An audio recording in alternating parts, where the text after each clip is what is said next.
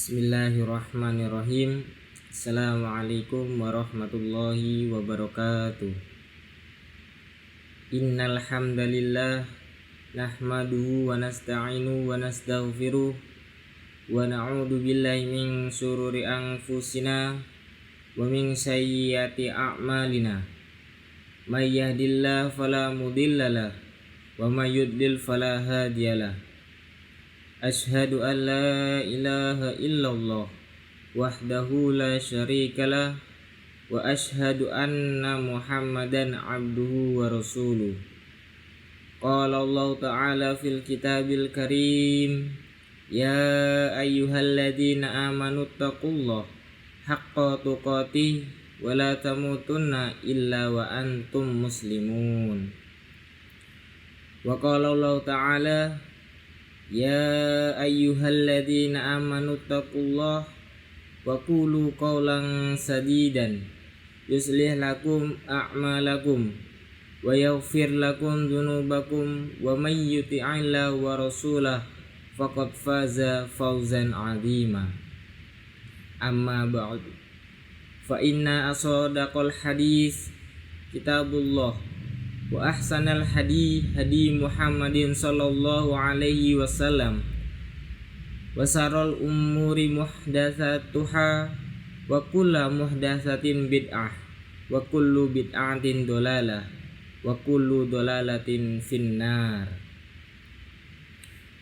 Kaum muslimin jamaah Jumat, salat Jumat yang dimuliakan Allah Subhanahu wa taala, dengan senantiasa memanjatkan rasa puji dan syukur kepada Allah Subhanahu wa taala atas segala limpahan rahmat dan karunia-Nya kepada kita, terutama adalah kenikmatan maunya diri kita untuk dibawa kepada ketaatan kepada Allah Subhanahu wa taala. Mampunya kita melawan hawa nafsu yang selalu menggoda untuk kita ingin bersenang-senang dan meninggalkan ketaatan kepada Allah Subhanahu wa taala. Kita bersyukur kepada Allah dijaganya kita untuk selalu tetap dalam keimanan, dijaga kita tetap dari keadaan keislaman, dan terhindarnya kita dari berbagai macam bentuk hal-hal yang merusak iman kita. Yang akan merusak Islam kita ini satu nikmat yang tidak akan merusak nilainya.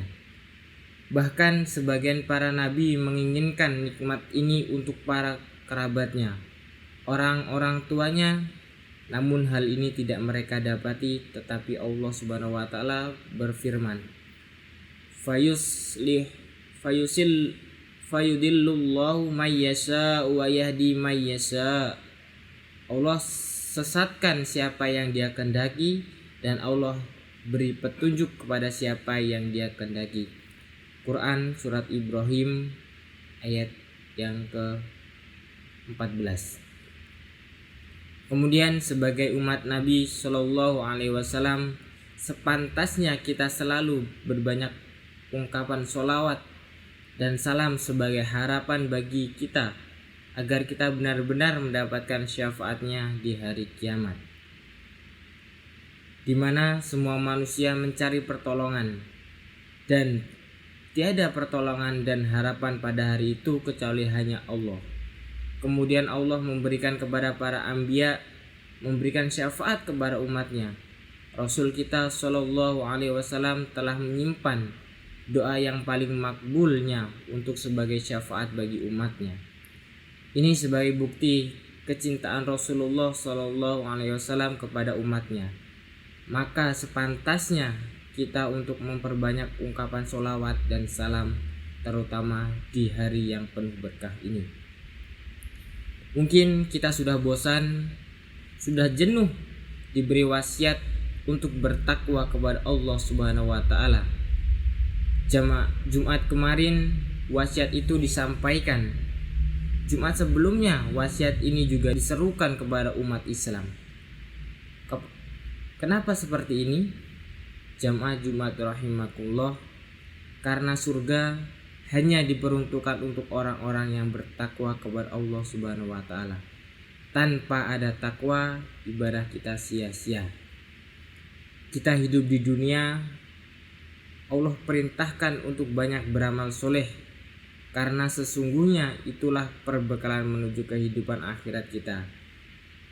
Tidak ada perbekalan yang terbaik dalam kehidupan ini selain amalan soleh dan ketakwaan kita kepada Allah Subhanahu wa Ta'ala.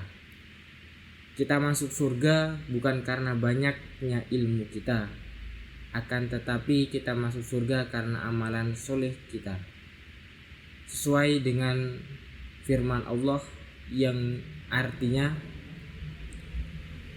yaitu orang-orang yang diwafatkan dalam keadaan baik oleh para malaikat dengan mengatakan kepada mereka, "Salamun alaikum, masuklah kamu ke dalam surga, itu disebabkan apa yang telah kamu kerjakan." Walaupun tentunya amal tanpa ilmu pun tidak akan diterima oleh Allah Subhanahu wa Ta'ala.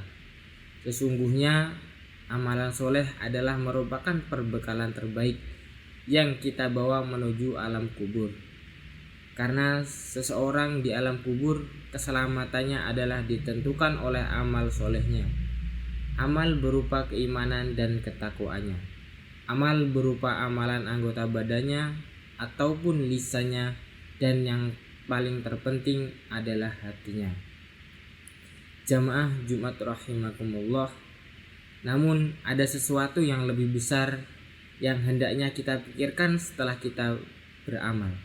Setelah kita diberikan oleh Allah kemampuan dan kekuatan untuk beramal soleh, setelah kita diberikan oleh Allah kekuatan dan kemampuan untuk berzikir kepada Allah, ada tugas yang lain yang lebih berat dari itu, yaitu menjaga amal agar kita tidak dibatalkan atau amal kita tidak ditolak oleh Allah Subhanahu wa Ta'ala. Berapa banyak orang yang beramal akan tetapi ia tidak berusaha menjaga amalnya. Akibatnya Allah tolak amalan itu. Maka saudara-saudaraku sekalian, seorang mukmin ia merasa khawatir kalau amalnya tidak diterima oleh Allah Subhanahu wa Ta'ala. Seseorang yang beriman kepada Allah dan kehidupan akhirat, dia khawatir kalau ternyata amal solehnya di hari kiamat tidak dimasukkan ia ke dalam surga. Jamaah Jumat rahimakumullah, banyak perkara yang menyebabkan amalan seseorang hamba tidak diterima oleh Allah. Di antaranya yaitu seseorang yang merasa ujub, merasa bangga diri, dan banyaknya amalan yang dia lakukan. Kita seorang hamba sholat tahajud, lalu dia merasa bangga dengan sholatnya. Allah tolak amalannya. Ketika seseorang telah berhasil menghafalkan Al-Quran, lalu ia bangga dengan hafalannya, Allah tolak amalannya. Ketika seseorang telah melakukan berbagai macam amalan soleh, tetapi kemudian amalan soleh itu malah menimbulkan kesombongan dan kebanggaan pada dirinya, maka ujub itu termasuk syirik kecil. Syekhul Islam Ibnu Taimiyah mengatakan bahwa ujub termasuk syirik kecil karena hakikatnya dia seakan-akan dia mengungkit kepada Allah Subhanahu wa Ta'ala, padahal yang memberikan kepada dia kekuatan untuk beramal soleh adalah Allah Subhanahu wa Ta'ala.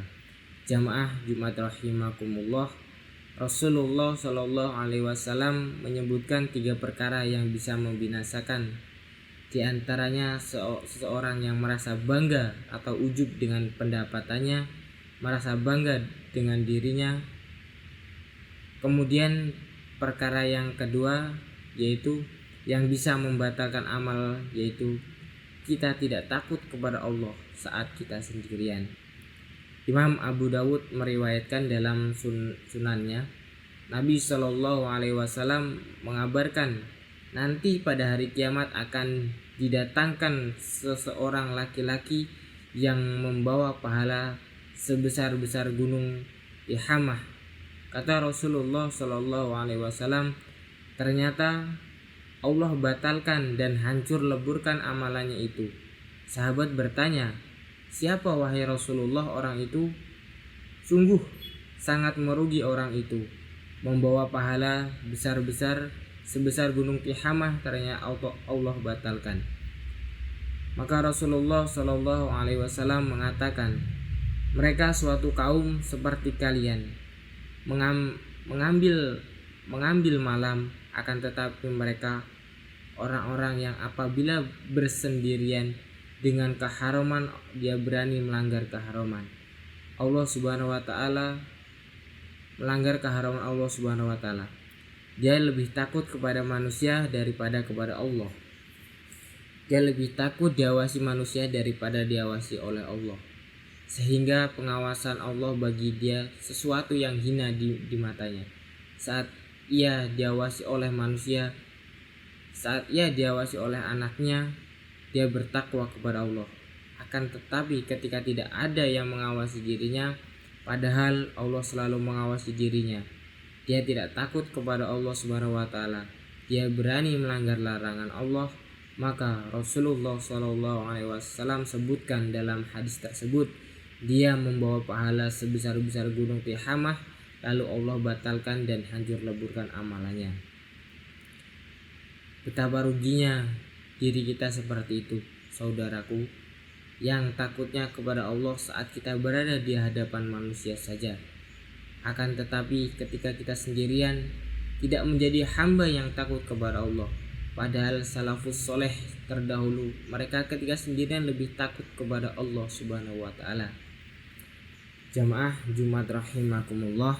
Kemudian yang ketiga, di antara perkara yang bisa menghabiskan dan membatalkan amal kita adalah kezaliman kita kepada orang lain dengan cara menggibah atau menyakiti hatinya dan yang lainnya. Sahibul Islam Ibnu Taimiyah rahimakumullah dalam Majmu' Fatawa berkata bahwa seburuk-buruk dermawan adalah seorang dermawan dengan pahalanya. Dia berikan hadiah kepada orang lain, dia gibahi manusia. Dia sakiti orang lain, dia pukul orang lain. Maka sungguh orang ini orang-orang yang bangkrut nanti pada hari kiamat.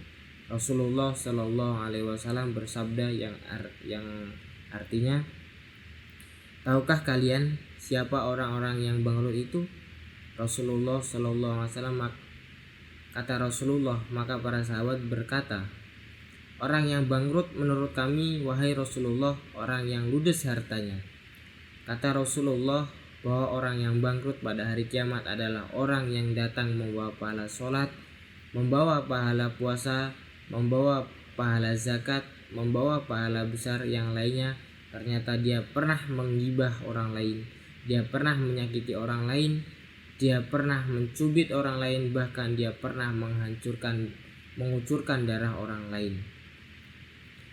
Maka ia pun berikan amalan soleh itu kepada orang yang pernah ia zolimi di dunia. Ketika amal solehnya telah habis padahal yang dizalimi masih banyak, apa yang terjadi? Maka diambillah dosa-dosa orang yang dizalimi itu, lalu ditimpakan kepada dirinya, lalu ia pun dilemparkan ke dalam api neraka jahanam. Saudaraku sekalian, jangan sampai kita menjadi orang-orang yang dermawan dengan amal soleh kita. Amalan kita diberikan kepada orang lain, padahal kita sangat butuh pada hari kiamat kepada pahala kita. Tapi kemudian kita berikan kepada orang lain dengan cara menggibahnya, dengan cara menyakiti hatinya dan yang lainnya. Aqulu qouli hada wastaghfir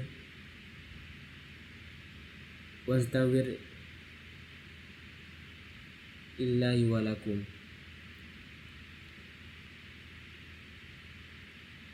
Alhamdulillah wassalatu wassalamu ala rasulillah